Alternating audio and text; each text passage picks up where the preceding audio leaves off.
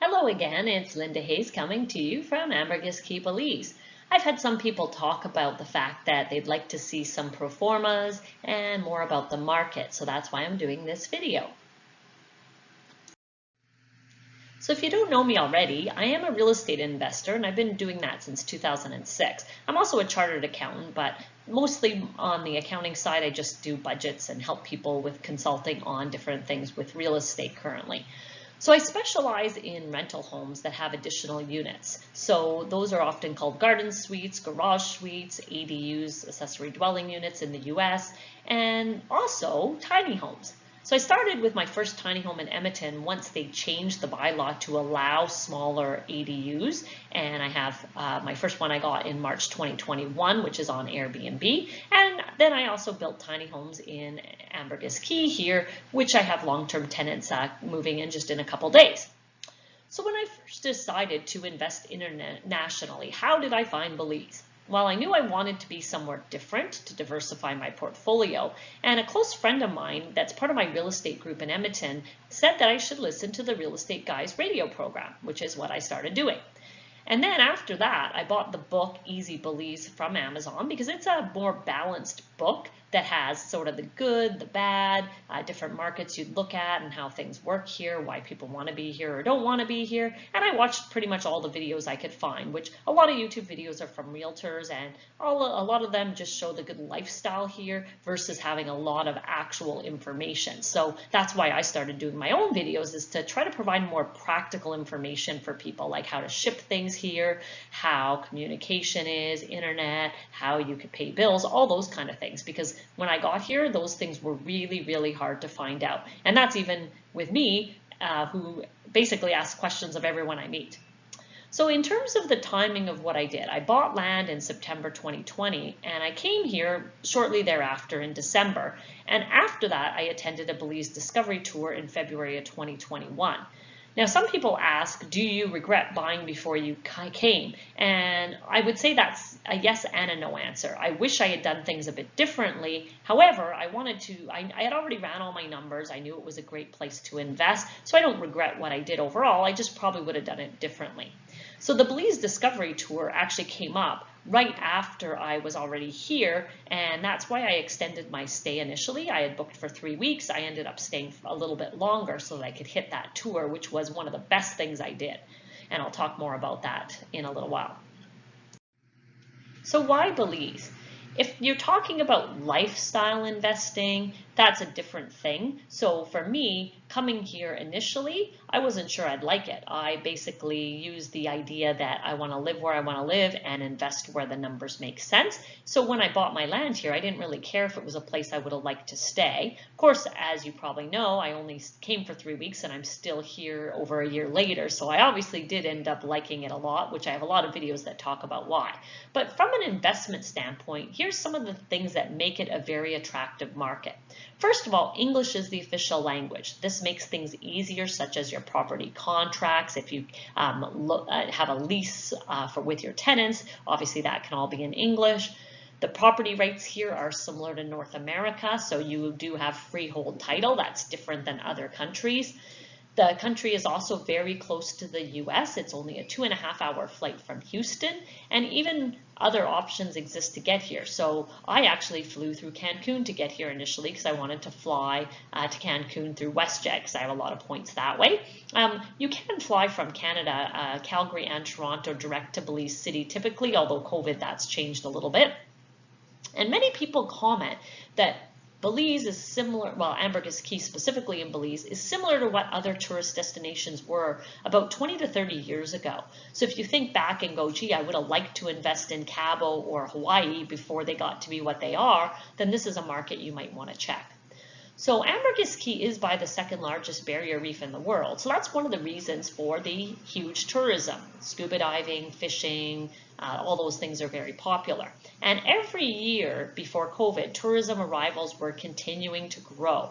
And this particular year, it's January 2022, and if you look at Christmas to New Year's, I looked at both the Hilton and the Marriott, which are fairly new hotels on the island, and actually they were fully sold out for the holidays. So that shows that things are getting really back to what they were before COVID. So I didn't want to get into too many details on the market itself because I really want to focus more on the numbers, but I thought I'd give a couple more resources. So on my website, I have a Belize 101 webinar that has a lot more details and also a Belize handbook. So make sure you go in there using that web link, or you can just scan the QR code to see that.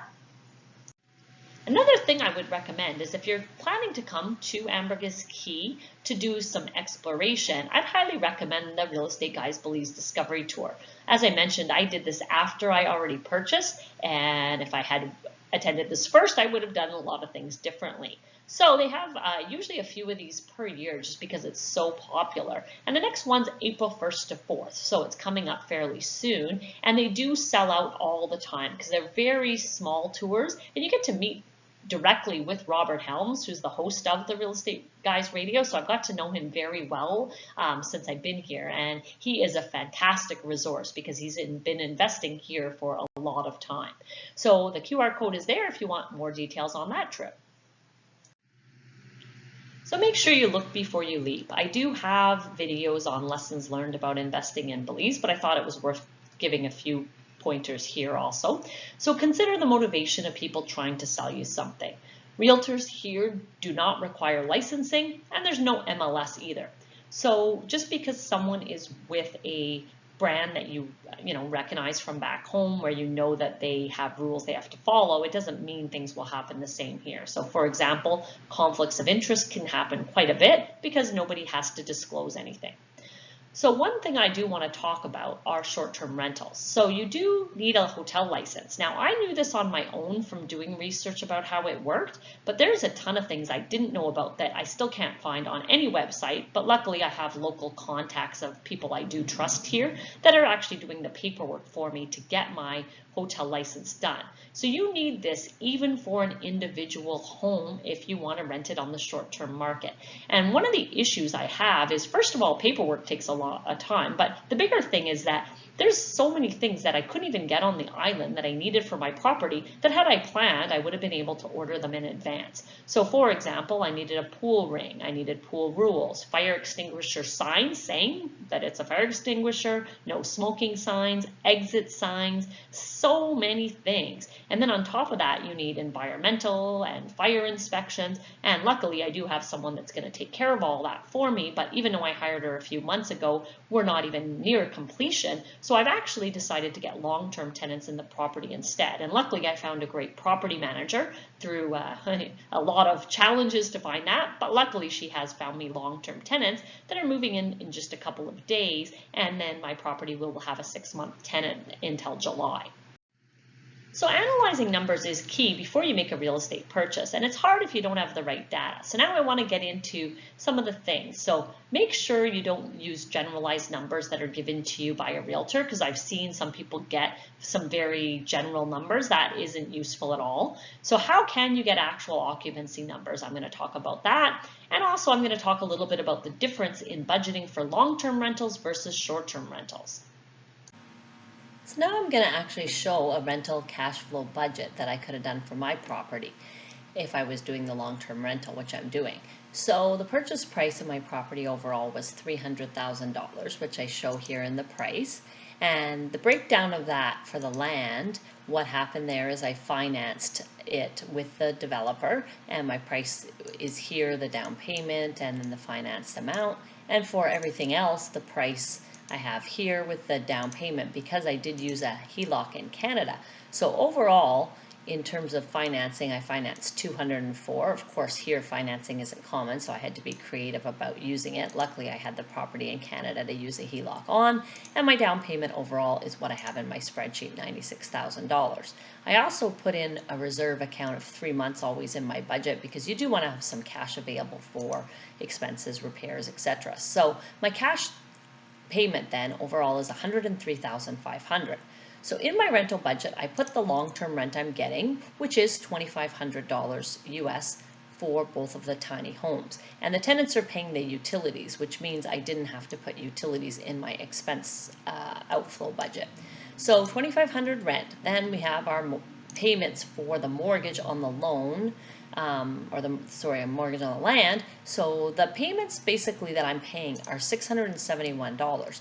And when I do my little schedule for mortgages, basically it calculated out to be about $620, but there are other corporation costs that come into the payments also, so I just put that as the difference to get up to the $671. And then my line of credit, of course, because I use that, I put in the interest rate over here so that the interest will just calculate on what those monthly payments are. HOA fees in Mahogany Bay, we have the contract, it's $350, although we're not paying it for the first 2 years, you still need to put it in the budget. And utilities, as I said, you can put 0. Insurance, my insurance that I have is $36.50 a year, so I just put a monthly allocation in there. Property tax is really affordable, $180 a year, so that's in the budget. Then I put in the amounts I'm actually paying to my pool guy and my landscaper.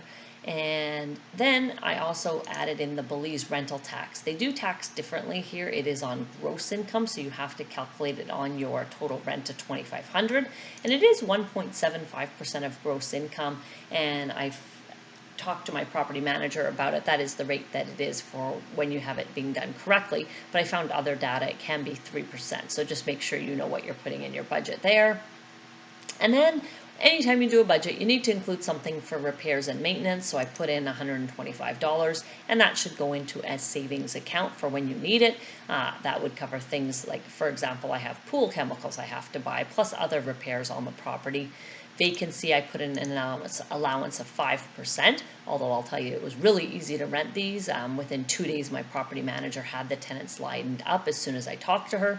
And then her property management fee is 15% for long-term rentals, so that's what's in here. So when you look at this overall budget, I do have positive cash flow, not a huge amount, 137, but this budget is strictly one of the things that you make money on in real estate, which is cash flow. So in my budget, I include that, but I also show what my mortgage pay down on the land loan is. I only am paying interest on the line of credit in my template, so there is no pay down on that. But for my land loan, it does go down each year, and that is part of my profit because the tenants are paying the mortgage. So my total profit is $29.38. Return on investment based on the cash I paid is only 2.8% here, very low, but remember I haven't included any appreciation in the budget, and for sure I know that the land already has went up a lot in Mahogany Bay, and the reason I don't put this in is it's not a cash component, so my return on investment would have some appreciation. I don't know what it's going to be, and it doesn't affect my cash flow. So cash flow being positive is critical in any investment. So now I'm going to get into the difference between a short-term rental budget. So the thing that you'll need to add in is a bunch more expenses to the template I just showed. So things like cleaning fees, supplies, OTA fees, depending where you're getting your bookings from, they can range quite a bit. Airbnb is probably one of the lowest at 3%, but a lot of them are up to 15 and even higher percentage depending. You also then need to have a detailed revenue budget. So you have to have occupancy and rates by season, otherwise you're not going to have an accurate budget. So where I go to get that is in AirDNA. They have data from both Airbnb and Vrbo. It includes rates, occupancy, and revenue, and even they show links to the different listings in the market. And I am going to do a demo of that later so you can see it. Now, the problem with AirDNA is it's very expensive. It would be great if you could just go into this and compare a whole bunch of different markets to see where you want to buy property, but you can't do that unless you have a lot of money, because for up to 1,000 properties in one market, you're paying $39 US a month, and if the market you're analyzing has more than 1,000, the price is $99 per month. And then for people that have lots of markets they want, sometimes the price is like hundreds of dollars per month. So what does this give you? Well, it does give you market grade as an overall measure, so you can see a sort of a report card for the market, which I'll show you in a minute. So it factors in things like rental demand, revenue growth, how seasonal is the market, what type of regulation are you facing, and what's the investability like. So the market grade is kind of just an overall indicator to see what the market is like. So here I show what the market grade for San Pedro is, and AirDNA shows it's A-, 83 out of 100 based on the different categories they look at. And if you compare that to Santa Monica, which is the sample market everyone can look at for free, that one's at a B+, 70 out of 100, just to show a comparison. Now, The other thing that's useful about this first snippet that I did here, the average daily rate is $163 in the market. And you can see the range. In August, it was $149, and in December, it was $185. And that makes sense, being that December is the peak season here, where occupancy is definitely almost zero in some of the really nice places. And in August is, a lot slower, so rates should be lower. And that would be the case if people are using variable pricing. Variable pricing isn't all that common here yet, and some hotels still even use rate cards like we did back in the old days in North America, where there was one rate per night per season, where now hotels, as you may be aware if you're booking them, depending how far in advance, what events are going on, the prices are always different, just like airlines are. Now, Airbnb does have a thing called smart pricing, which some people do use, but there's a lot of better ways to do this. So if you're looking to start a short-term rental and you need advice, I do consulting on that, and I can show how this works a lot better if you use the proper products. So one thing you should consider too is that you do need to find a good property manager that knows how to use variable pricing and also that's very experienced in this market. So property management fees are higher here. You might have noticed that in my long-term budget, I had 15%. That is what I am paying my property manager, and that's for long-term rentals. If you're looking short-term, you're going to be looking 25 to 35% or even higher depending on the property. So most of the properties here are what we would call condo hotels for the most part, where a lot of times they have rental pools, and I talk a lot about that in my lessons learned about Belize investing. So if you're curious more, definitely take a look at those. So why would property management fees be higher here? Well, first thing is there's a lot more management required due to the fact that this is a coastal environment. It's very humid, things rust, things break down a lot, and the quality of workers tends to be a little bit different than we're used to. So cleaners need a lot of training. They also need to be very well supervised, and a lot of people here, I find just from knowing people that around here, people are more apt to just not show up if something better comes up in the day. So if I was doing a Airbnb here, I may want to block one night between every booking just in case a cleaner didn't show up. So you definitely have to have backup plans in place. Now, if you do want referrals or you need help at all, definitely reach out to me, because I definitely have been, I've met lots of different people to figure out who to use before I could figure out a property manager.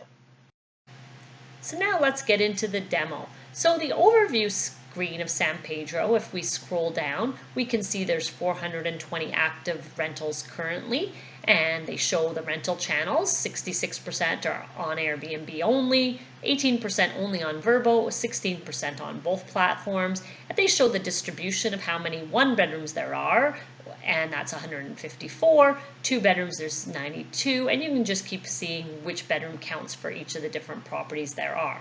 The rental growth, you can see the quarterly growth that they're showing here in the market, what different amenities are included. So 94% of properties have air conditioning, for example.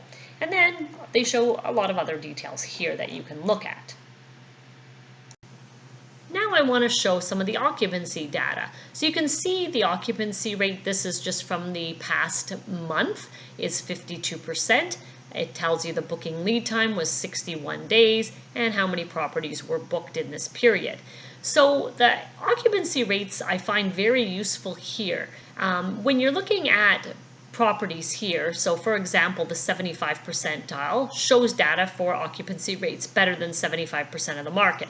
So if you're looking there, you can actually look for each month, even prior to COVID, to see what the occupancy was. So I used this when I was doing my rental budget by month to say, okay, if I think my property's in the 75 percentile of properties, then this is what my occupancy may be. And you can see that it goes down in the summer, right, as we'd expect, and it goes back up in the winter time. And that obviously is what this market is generally like. Now, COVID, obviously there's some blips. Now, when properties are not available at all, they're taken out of the number. So that's why it still might look a little better than what you'd think, but the listings are going to be different because there won't be as many available properties when they shut down.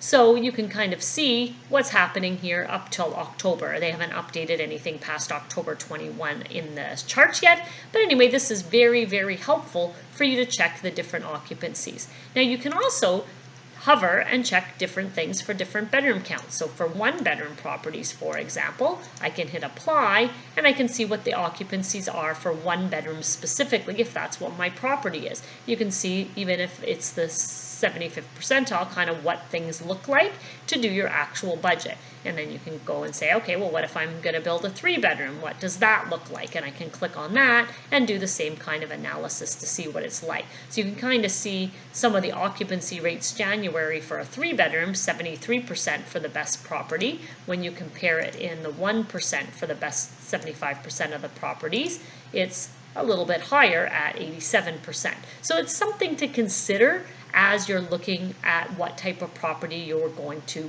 buy. Also, you can see how many active listings there are for different types of bedroom counts. So this one I show how many 3-bedrooms, but if I look at all the properties all together, it'll show all the different properties, what the number of listings were in different months. So you can kind of compare that and just see how many properties there are. And then it also shows demand growth, and again, you can check that and you can hover down by bedroom. So I'm not going to do too much more on that, but this does show you how you can definitely do a very detailed rental budget for short-term rentals on the revenue side. So now that we've finished our occupancy analysis, we need our rental rate to put into our budget by month.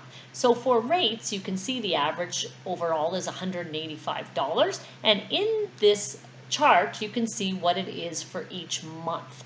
And then, in addition to looking at just that overall average, it doesn't really help us because depending on our bedroom count, it's going to be different. So instead, you can just go and filter by your number of bedrooms, just like we did in the rates, and then you'll get something a little bit better to use in your budget.